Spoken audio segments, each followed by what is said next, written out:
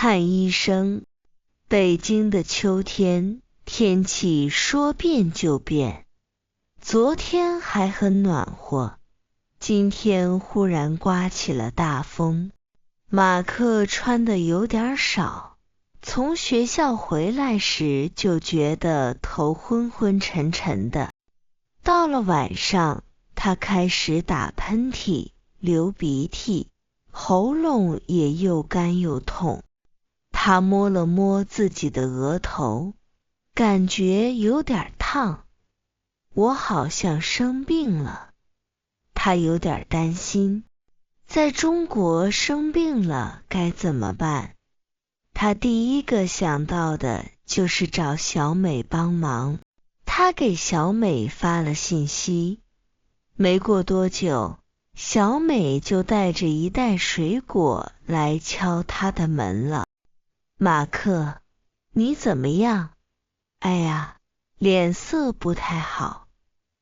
小美一进门就关心地问，我可能感冒了。马克吸了吸鼻子，声音有点哑，我头疼，还有一点咳嗽。他用刚查到的词努力描述自己的情况。别担心，我陪你去社区的医院看看，很近的。小美安慰他，社区的医院不像大医院那么多人，很安静。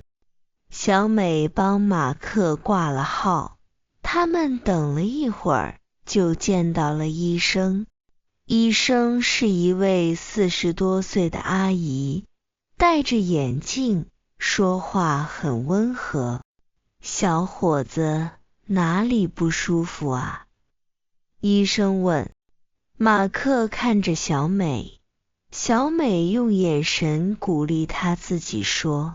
马克努力回想自己准备好的词，慢慢地说，医生您好，我头疼、咳嗽，还有喉咙痛。他指了指自己的头和喉咙。医生点点头，拿出体温计给他量了体温，又用一个小手电看了看他的喉咙。有点发烧，喉咙也红了，是普通的感冒。医生一边写病历一边说，我给你开点药，回去好好休息，多喝水。接着医生像是想起什么，抬起头笑着问马克，你怕不怕苦啊？马克没听懂苦是什么意思，疑惑地看着小美。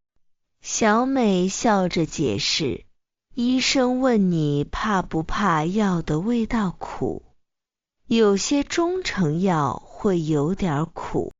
马克明白了，他摇摇头对医生说，没关系，我不怕。只要能快点好起来，一点苦没什么。医生开了2种西药和1种中成药冲剂。小美帮马克取了药，并仔细地告诉他每一种药该怎么吃。这个白色的药片1天3次，1次1片，饭后吃。这个冲剂用热水冲开，1天2次，可能会有点苦。拿着药，马克心里踏实了很多。他原本有点紧张，不知道在中国怎么看病，但这次经历让他觉得这里的医生很亲切，流程也很简单。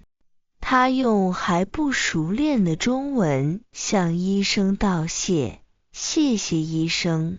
不客气，回去记得多喝水，好好休息。医生再次叮嘱。